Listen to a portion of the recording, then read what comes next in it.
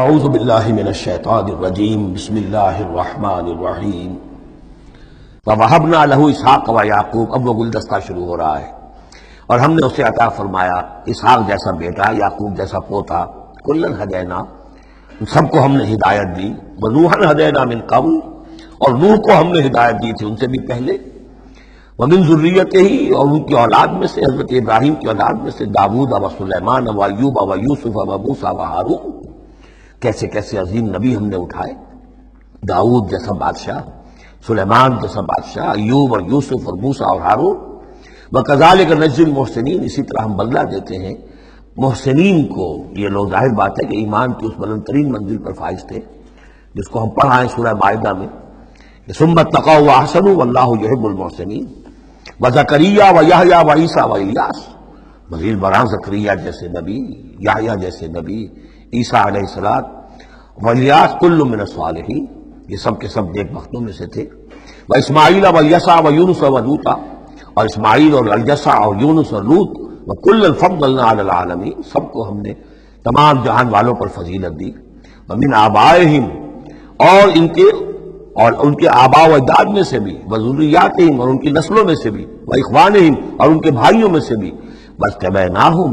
ہم نے ان کو چن لیا، پسند کر لیا، سلیکٹ کر لیا، وَهَدَيْنَاهُمْ إِلَىٰ صِرَاطٍ مُسْتَقِيمٍ، اور ہم نے ان کو ہدایت دی سیدھے راستے کی طرف۔ ذَلِكَ هُدَى اللَّهِ يَهْدِي بِهِ مَن يَشَاءُ مِنْ عِبَادِهِ،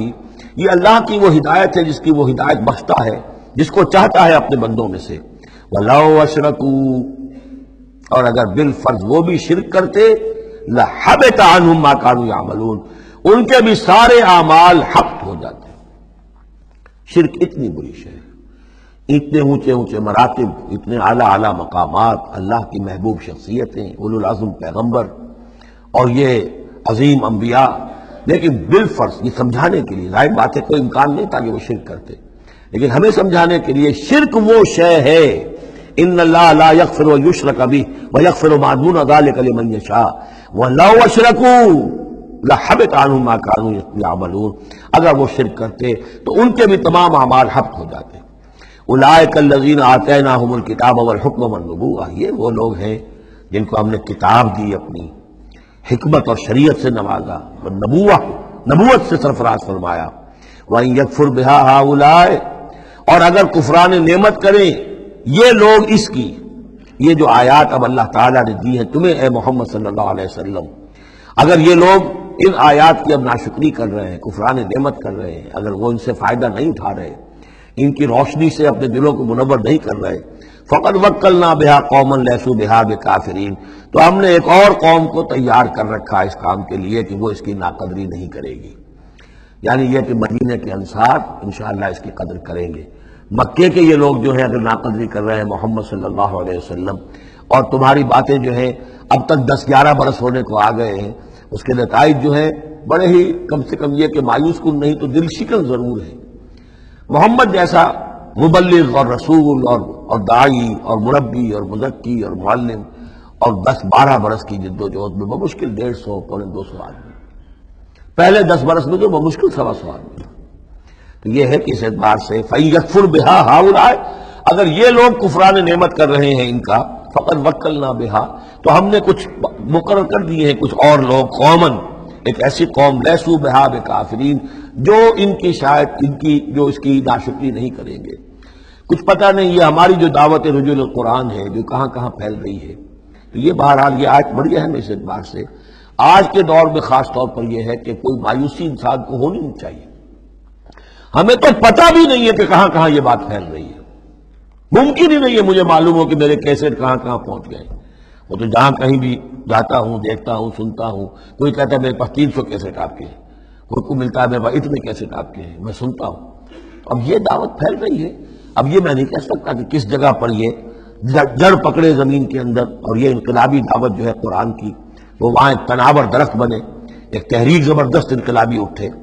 فَإِن يَكْفُرْ بِهَا هَؤُلَاءِ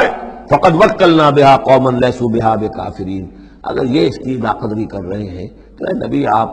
آزردہ خاطر نہ ہو، ہم نے ایک اور قوم کو تیار کر لیا ہے کہ وہ اس کی ناقدری نہیں کریں گے۔ اولئک الذین ھدی اللہ فبہداہ مقتدہ، یہ وہ لوگ ہیں جن کو اللہ نے ہدایت دی تھی. یہ 17 نام جو اوپر ہم نے پڑھے ہیں. فرمایا کہ اللہ فرما رہا ہے ہم نے انہیں ہدایت دی تھی. فَبِهُدَاهُ مُقْتَدِهْ، تو آپ بھی ان کی ہدایت کی پیروی کیجئے. یہ بہت اہم نقطہ ہے جو یہاں پر نوٹ کر لینے کا ہے کہ جو بھی سابقہ انبیاء کے معاملات کہیں آئیں اور ان کی نفی نہ آئے، وہ چیز گویا کہ ہم مسلمانوں کے لیے بھی وہ چیز جو ہے وہ اس قابل ہے کہ ہم اس کی اتباع کریں، اس کی پیروی کریں، اس کو مانیں. چنانچہ اسی اعتبار سے یہ رجم اور قتل مرتد،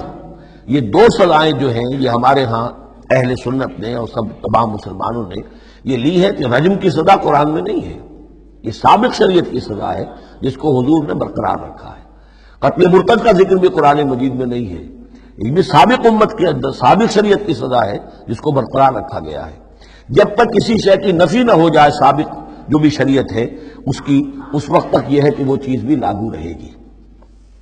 فرمایا اولئک الذین ھدی اللہ فبہداہ مقتدہ قل لا اسألکم علیہ اجرا، اور کہہ دیجئے کہ میں تم سے اس پر کسی اجر کا طالب نہیں ہوں، میں نے تم سے کوئی محنتانہ کبھی طلب نہیں کیا، تم سے کوئی معاوضہ نہیں مانگا. ان هو الا ذکری للعالمین، یہ نہیں ہے مگر تمام جہان والوں کے لیے یاد دہانی ہے، نصیحت ہے. جو چاہے اس سے کسب فیض کرے، جو چاہے اس سے نور حاصل کرے، جو چاہے اس سے صحیح صراط مستقیم تک کی رہنمائی اخذ کر لے، یہ تو اللہ تعالیٰ کی طرف سے ایک صدقہ جاریہ ہے. ان هو الا ذکری للعالمین، یاد دہانی اور نصیحت ہے تمام جہان والوں کے لیے. صدق اللہ العظیم.